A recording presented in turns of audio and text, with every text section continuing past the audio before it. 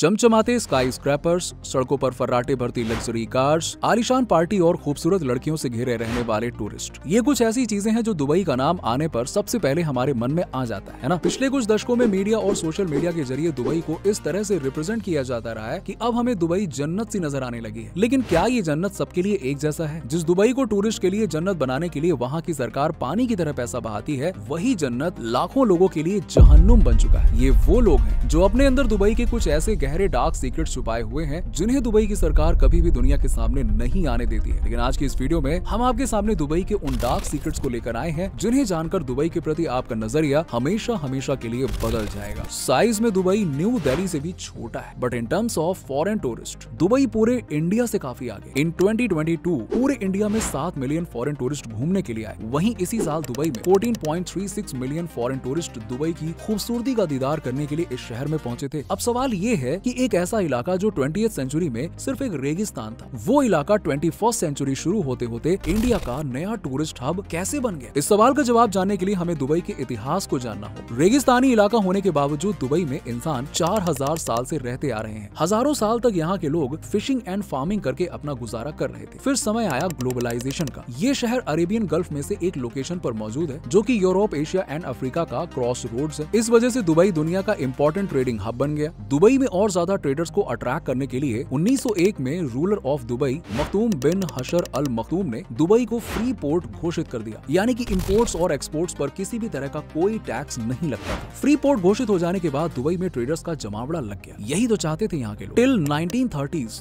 Dubai की economy mainly pearling industry पर टिकी हुई थी, यानी कि मोती। लेकिन 1929 के ग्रेट डिप्रेशन ने दुबई के पर्ल इंडस्ट्री को भी बुरी तरह से प्रभावित कर दिया और ये काम यहाँ पे पूरी तरह से खत्म हो गया। अब दुबई की इकोनॉमी पूरी तरह से बर्बाद हो गई और यहाँ के लोग गरीबी की चपेट में आ गए। वर्ल्ड वॉर 2 के बाद दुनिया फिर से पटरी पर आने लगी। दुबई फिर से पैसेंजर्स एंड कार्गो का मेजर ग्लोबल ट्रांसपोर्ट हब बन गया। ट्रेडिंग एक्टिविटी से होने वाली कमाई के बलबूते दुबई के शासक शेख राशिद बिन सईद अल मखदूम ने आधुनिक दुबई बनाने का सपना देखा। अपने सपनों की दुबई को विकसित करने के लिए 1959 में शेख राशिद ने British architecture firm John Harris को हायर किया और इसी साल दुबई शहर का फर्स्ट मास्टर प्लान तैयार किया गया, जिसमें इस सिटी को वर्ल्ड क्लास सिटी बनाने की रूपरेखा तैयार की गई। फिर आया 1966 का वो साल जिस साल दुबई की जमीन के नीचे से तेल की खोज की गई और इस खोज ने दुबई की किस्मत हमेशा के लिए बदल कर रखी। इस खोज के बाद दुबई के पास अथाह पैसा आ गया और इन पैसों की बदौलत दुबई में कंस्ट्रक्शन बूम देखने को मिला। बड़े लेवल पर इंफ्रास्ट्रक्चर डेवलपमेंट प्लान्स किए गए। बढ़ते कामों के बीच दुबई में वर्कर्स की भी जरूरत महसूस होने लगी और इस जरूरत ने दुबई को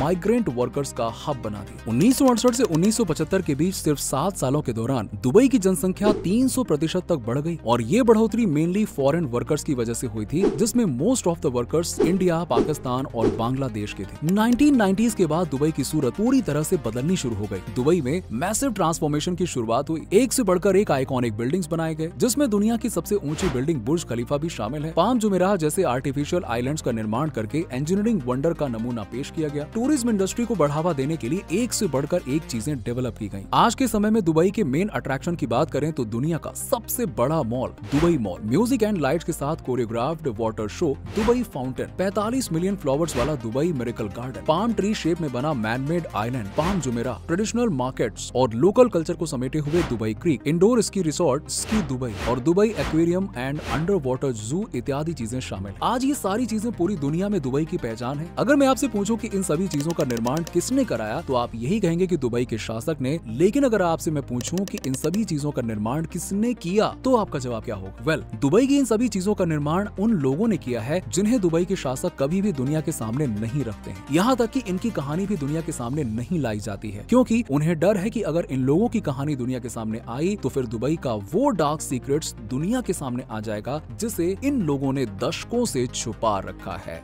दुबई के डार्क सीक्रेट्स को अपने अंदर समेटे हुए ये लोग हैं माइग्रेंट वर्कर्स, जिनमें से ज्यादातर हमारे अपने देश भारत से गए हुए लोग हैं। इसके अलावा हमारे पड़ोसी देश पाकिस्तान और बांग्लादेश के लोग भी अच्छी खासी तादाद में दुबई में मौजूद हैं। दुबई की 70% आबादी माइग्रेंट वर्कर्स की है और दुबई में बेसिकली 3 कैटेगरीज के लोग रहते हैं। फर्स्ट वन इज एमिरेट्स, जो कि दुबई के मूल निवासी हैं। सोशल मीडिया पर दुबई का जो लेविश लाइफस्टाइल आप देखते हैं, वो लेविश लाइफस्टाइल मोस्टली बस इन्हीं लोगों को मिलती है। दुबई की पूरी जनसंख्या में इनकी तादाद बस कुछ प्रतिशत ही है। दूसरी कैटेगरी उन लोगों की है जो है तो माइग्रेंट्स ही, लेकिन उनकी जॉब हायर पोस्ट पर होती है या फिर इन लोगों का अपना बिजनेस होता है। इनकी संख्या भी कम है और इनकी जिंदगी भी लगभग मजे से कट रही है। दुबई दुबई में रहने वालों की तीसरी कैटेगरी है माइग्रेंट वर्कर्स की, जिन्हें दुबई की चकाचौंध इस शहर में खींच लाती है, लेकिन यहाँ आकर उनकी जिंदगी उनके गाँव की जिंदगी से भी बदतर बन जाती है। पैसे कमाने की चाहत और अपने परिवार को अच्छी जिंदगी देने की ख्वाहिश इन लोगों को दुबई खींच लाती है, लेकिन यहाँ पर आकर उनकी खुद की जिंदगी बद से बदतर हो जाती है। सबसे पहले तो उन्हें दुबई आने के लिए ही एजेंट्स को 2 से 3 लाख रुपए देने पड़ते हैं, जो कि जाहिर सी बात है कि इतने पैसे इनके घर में तो होते नहीं है। अगर होते तो वो यहाँ क्यों आते? वो ये पैसा लोन के रूप में लेते हैं और दुबई चले आते हैं। दुबई पहुंचते ही किसी कंस्ट्रक्शन कंपनी में इनकी जॉब लग जाती है, लेकिन जॉब शुरू होने से पहले ही इन्हें मॉडर्न स्लेवरी यानी कि आधुनिक गुलामी की जंजीरों में जकड़ दिया जाता है। इन कंपनियों के द्वारा सबसे पहले वर्कर्स का पासपोर्ट और वीजा जब्त कर लिया जाता है, ताकि माइग्रेंट वर्कर्स चाह कर भी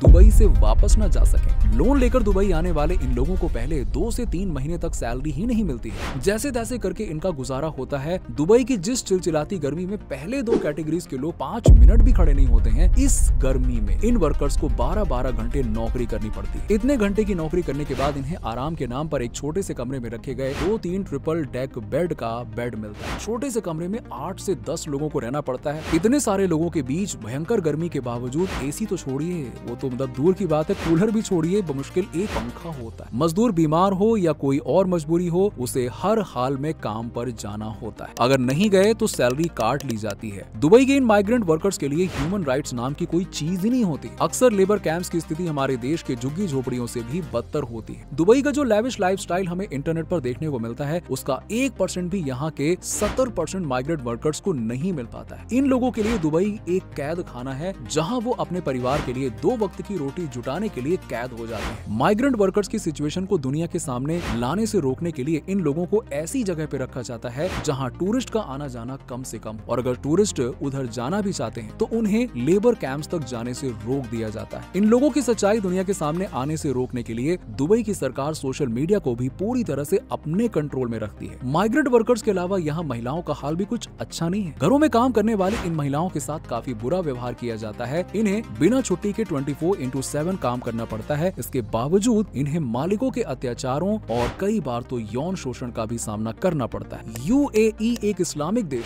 इसके बावजूद दुबई में प्रोस्टिट्यूशन का धंधा भी काफी बड़े लेवल पर चलता है, और इस धंधे में अक्सर बड़ी पहचान रखने वाली लड़कियां भी शामिल होती हैं। इस धंधे में शामिल कोई भी लड़की दुबई में परमानेंटली नहीं रहती, बल्कि इन्हें समय समय पर टूरिस्ट वीजा पर दुबई भेजा जाता है, जहां इन लड़कियों को दुबई के लेविश लाइफस्टाइल में एक रूटीन बनाकर हाई क्लास लोगों के सामने उपभोग की वस्तु बनाकर पेश कर दिया जाता है। सोशल मीडिया पर खुद को इन्फ्लुएंसर कहने वाली कई सारी ऐसी लड़कियां इस धंधे में शामिल होती हैं। एजेंट्स खुद सोशल मीडिया के जरिए इनसे संपर्क करते हैं और लग्जरी लाइफस्टाइल का सपना दिखाकर इन्हें धंधे में खींच लाते हैं। जिस दुबई को जन्नत सोचकर ये लोग आते हैं, वहां पहुंचकर यही जन्नत उनके लिए जहन्नुम बन जाता है। ऐसा जहन्नुम जिसे दुबई के शासक हमेशा दुनिया से छुपा के रखते हैं। आपको दुबई की ये काली सच्चाई तब तक दुबई में देखने को नहीं मिलेगी जब तक आपको खुद इसका सामना न करना पड़े। लेकिन हमारी दुआ है कि आपकी जिंदगी में कभी भी ऐसी नौबत न आए। इसलिए कहते हैं दोस्तों, हर चमकती चीज सोना नहीं होती। उम्मीद करते हैं कि आपको हमारी आज की वीडियो पसंद आई होगी। अगर हाँ, तो वीडियो को लाइक करें और दुबई के बारे में आपका क्या ख्याल है हमें नीचे कमेंट सेक्शन में कमेंट करके बताएं, और ऐसी ही और भी वीडियोस को देखते रहने के लिए हमारे चैनल को सब्सक्राइब करना ना भूलें। Thanks for watching.